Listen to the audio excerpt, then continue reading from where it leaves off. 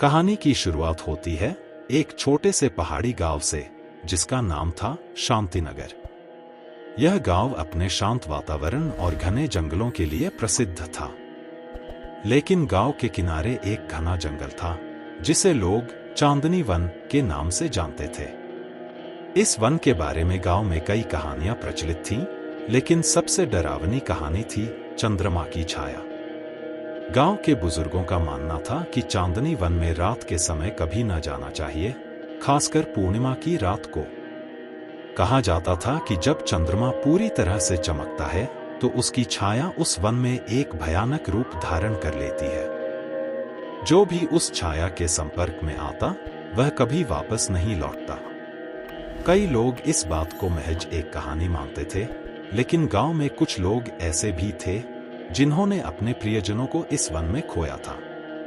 कहानी के मुख्य पात्र का नाम था अर्जुन। वह एक निडर और साहसी युवक था जो गांव की इन बातों पर विश्वास नहीं करता था। उसे लगता था कि ये सब बातें सिर्फ लोगों को डराने के लिए बनाई गई हैं। उसने तय किया कि वह इस रहस्य की गुत्थी सुलझाएगा और लोगों के डर को दूर करेगा।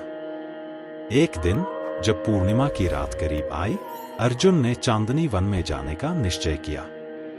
उसने अपनी पत्नी सीमा को इस बारे में बताया, लेकिन सीमा ने उसे ऐसा करने से रोका। सीमा ने अर्जुन से कहा, इस वन में कई लोगों की जान जा चुकी है, प्लीज तुम मत जाओ। लेकिन अर्जुन ने उसे हंसते हुए समझाया कि यह सब महज अफवाहें हैं और उसने वादा किया कि वह जल्द ही वापस आ जाएगा। रात को जब चंद्रमा आसमान में पूरी तरह से चमक रहा था, अर्जुन अपने घर से निकल पड़ा। वह जंगल की ओर बढ़ने लगा। जंगल के पास पहुंचते ही उसे अजीब सा एहसास हुआ। चारों ओर घना सन्नाटा था और हवा में ठंडक बढ़ गई थी। अर्जुन ने अपने कदमों को तेज किया और जंगल के अंदर दाखिल हो गया। जंगल में घुसते ही उसने महसूस किया कि यहाँ कुछ अजीब हो रहा है। चंद्रमा की रोशनी पेड़ों के बीच से छनकर जमीन पर पड़ रही थी और उससे अजीबोगरीब छायाएं बन रही थी। अर्जुन ने अपनी टॉर्च जलाने की कोशिश की, लेकिन वह काम नहीं कर रही थी। उसने इसे सामान्य बात समझा और आगे बढ़ता गया। जंगल के अंदर जाते ही अर्जुन ने देखा कि चंद्रमा की छाया और भी घनी होती जा रही थी। तभी अचानक से उसे लगा कि पेड़ उसकी ओर बढ़ रहे हैं। वह रुका और चारों ओर देखा, लेकिन कुछ भी सामान्य नहीं था। उसने अपने कदम तेजी से बढ़ाए, लेकिन छाया और घनी होती गई। अचानक से अर्जुन ने देखा कि उसकी परछाई उसकी तरफ आ रही है, जैसे वह कोई जीवित प्राणी हो।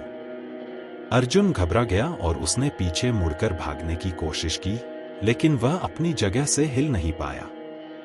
उसे महसूस हुआ कि उसका शरीर जैसे जम गया है। छाया उसके पास आ गई और अर्जुन को लगा जैसे उसके शरीर से उसकी आत्मा निकल रही है। अर्जुन ने जोर से चिल्लाने की कोशिश की, लेकिन उसकी आवाज गले में ही अटक गई। छाया अब उसके बिल्कुल पास आ चुकी थी और उसने अर्जुन को अपनी गिरफ्त में ले लिया। अर्जुन के चारों ओर सब कुछ धुंधला होने लगा और उसे ऐसा महसूस हुआ जैसे वह कहीं गहरे अंधकार में डूब रहा है।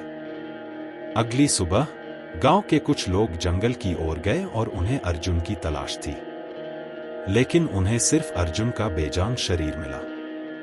उसकी आंखें खुली हुई थीं और चेहरा सफेद पड़ चुका था।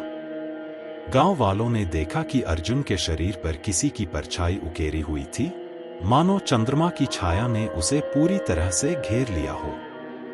अर्जुन की मौत ने गांव वालों को और भी डरा दिया।